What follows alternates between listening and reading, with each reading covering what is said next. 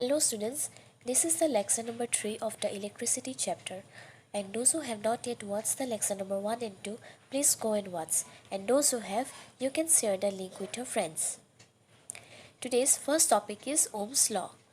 This is the scientist George Simon Ohm. Ohm's Law gives relation between two electric quantities. So this is a simple circuit with a cell of potential difference V and a bulb connecting to it. Now we can see that when the current I flows, the light bulb glows. Similarly, when we connect with two cells with a potential difference V, the light bulb glows because the current I is flowing. Again, we have connected the circuit with three cells. So similarly, we can see that the light bulb glows because the current I is flowing. Now, Ohm's law states that the current I flowing through a metallic conductor is directly proportional to the potential difference V across its ends, provided its temperature remains the same. So here it is said that current is directly proportional to the potential difference. That is, if the current doubles, then the potential difference will also becomes double. Is that clear? Okay, now length, area of cross section, temperature and material remain constant. Mathematically we can say here potential difference V is directly proportional to the current I. So therefore V by I will be your constant, and that constant is the resistance R. Therefore V equal to I into R. Hence V equal to IR. So this is your Ohm's law. Is that clear? Okay. Now resistance. So this is a conductor where atoms, you can see the blue balls are the atoms and the electrons are the small balls that are moving randomly. So we connect the conductor in a wire and we can see that when atoms are more, the resistance is more, and therefore the current is less. And when the atoms are less, the resistance is also less. So therefore the current will be more. So we can say that the property of the conductor due to which it opposes flow of current is called the resistance. So resistance simply means that when the conductor opposes the flow of current, that is called your resistance. Okay. So the SI unit of resistance R is ohm. That ohm is the Greek word. Therefore R equal to V by I. Now putting the SI units for resistance, it's ohm, and for potential difference is volt, and for current it is ampere. So therefore your 1 ohm equal to 1 volt by 1 ampere. Now let's see. If the potential difference across two ends of a conductor is 1 volt and the current through it is 1 ampere, then the resistance of conductor is 1 ohm. This is very simple. As you can see that when the potential difference across two ends of a conductor is your 1 volt and the current is also 1 ampere, then the resistance will be your 1 ohm. Now what are the factors affecting the resistance? First is length. Now see, thick wires have less resistance than thin wires. Okay. Next is the cross section area. So smaller diameter wires have greater resistance. Third is the material. Taking the example of a copper wire, it has less resistance to thin steel wire. The last is the temperature. So see, if the temperature of a metal conductor increases, the ions of the metal vibrate more vigorously.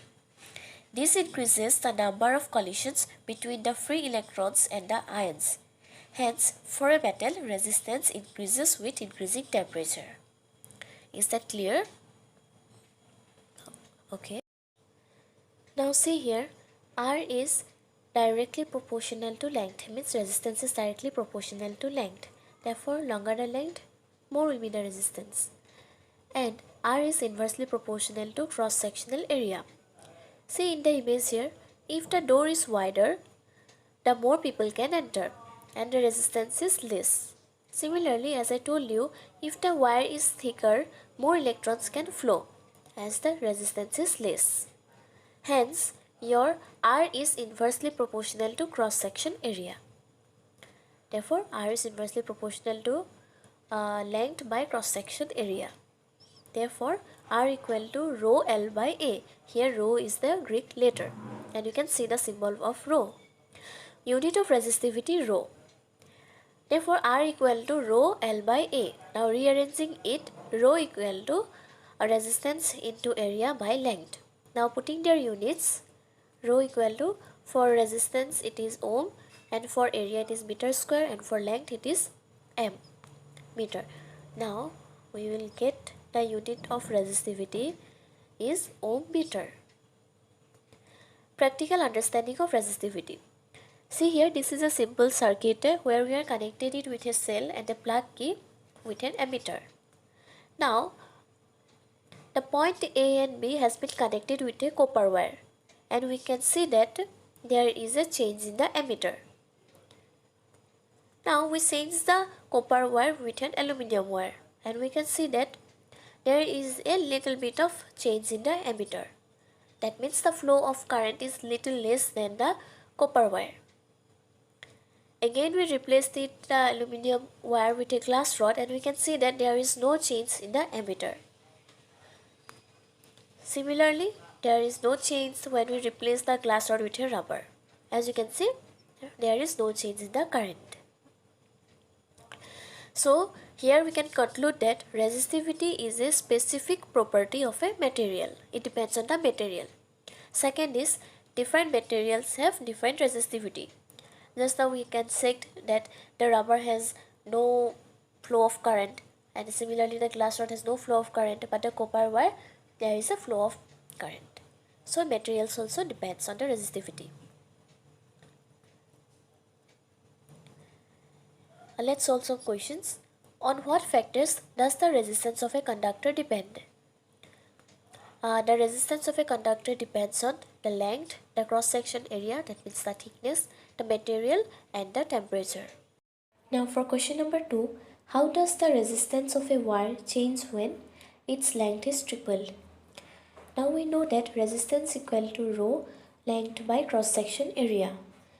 Since R is directly proportional to length, means resistance is directly proportional to the length. Therefore, if the length is tripled, then the resistance is also tripled. Okay. Now for B, its diameter is tripled. So we know that resistance is inversely proportional to length by cross-section area. And R is inversely proportional to length by d square. Here d square means diameter square. How it came? Area equal to pi r square, which is equal to your pi d square by 4. So therefore, if the diameter is tripled, resistance becomes 1 by 9 times of the original resistance. Since area is inversely proportional to the resistance. Now for C, its material is changed to one whose resistivity is 3 times. Since R is directly proportional to resistivity, therefore the resistivity is tripled, then the resistance is also tripled. The last question is, how will current flow more easily through a thick wire or a thin wire of the same material when connected to the same source? And why?